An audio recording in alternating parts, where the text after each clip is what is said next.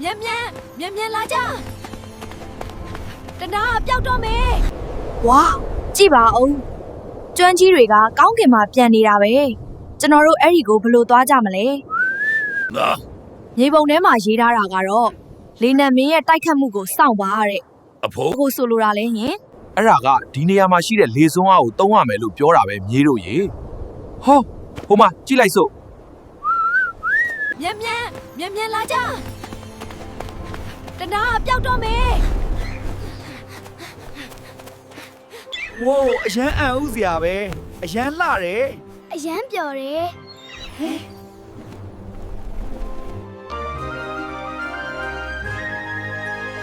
Running through the forest green, the grandest sight we've ever seen. A temple ruin old and gray, where ancient secrets sleep today. A glowing crystal shining bright. လိုင်းကူကြီးကတချင်းဆိုနေတယ်လို့ပဲအတန်ကအရန်ตายရတာပဲနော်ဒါပေမဲ့တတိထားဦးငါတို့ဂီတာစီးချက်အတိုင်းရှောက်ရမယ်ထင်တယ်ဟုတ်တယ်မြေးတို့ရေဒီလိုင်းကူကစိတ်ရှည်မှုနဲ့အကြားအာရုံကိုစမ်းသပ်တာပဲအဖိုးတောင်ဝင်းနဲ့ခောက်ပေးတဲ့စီးချက်အတိုင်းလိုက်ခဲ့ကြဟိုးမှာကြည့်လေထဲမှာလွင့်နေတဲ့စောင်းကြီးတစ်စုံမဟုတ်ဘူးလီယိုအဲ့ဒါကကောင်းကင်ဘုံရဲ့တူရီယာပဲငါတို့ဒီတူရီယာကိုတီးခတ်နိုင်မှနောက်ထပ်လမ်းခီးတစ်ခုပွင့်မှာအဖိုးဒီစောင်းကျိုးတွေကလေနဲ့လှုပ်ထားတာပဲတို့လိုက်ရင်နှွေးထွေးတဲ့ခံစားချက်ကြီးပေးတယ်နော်လီယိုမင်းရှာတွေ့ခဲ့တဲ့အပြာရောင်ကြောက်တုံးလေးကိုစောင်းရဲ့အလဲဘဟိုမှာထားလိုက်စို့ဟုတ်ကဲ့အဖိုးဒီစောင်းကြီးကအရန်ကြီးလုံးနဲ့ကျမတို့ဘယ်လိုတီးရမလဲဂီတဆိုတာလက်နဲ့တီးတာတွေမဟုတ်ဘူးမြေရဲ့နှလုံးသားနဲ့ခံစားပြီးလေပြင်းနဲ့အနူစီးမျောရတာ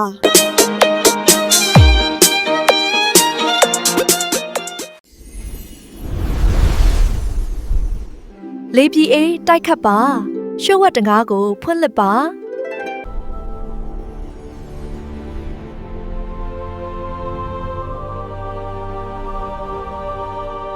ဝါ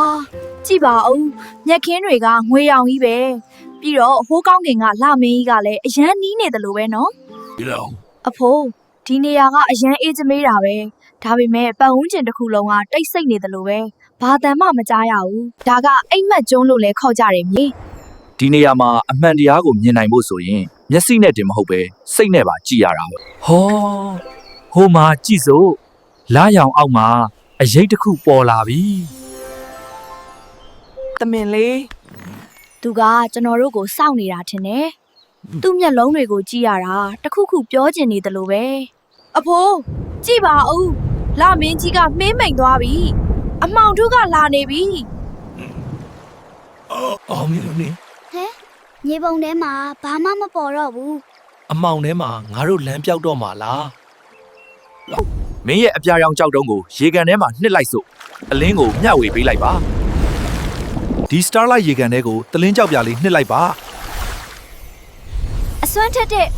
အပြာရောင်နဲ့ငွေရောင်အလင်းလိုက်တွေကကျွန်တော်တို့အိမ်ပြန်ရောက်ပြီလားစန္ဒာလမင်းကျွန်းကအိမ်မက်တစ်ခုလိုပဲနော်မဟုတ်ဘူးလီယိုဒါတွေကတကယ်ပဲငါတို့ရတနာတွေကိုတဲလာနိုင်ခဲ့ပြီ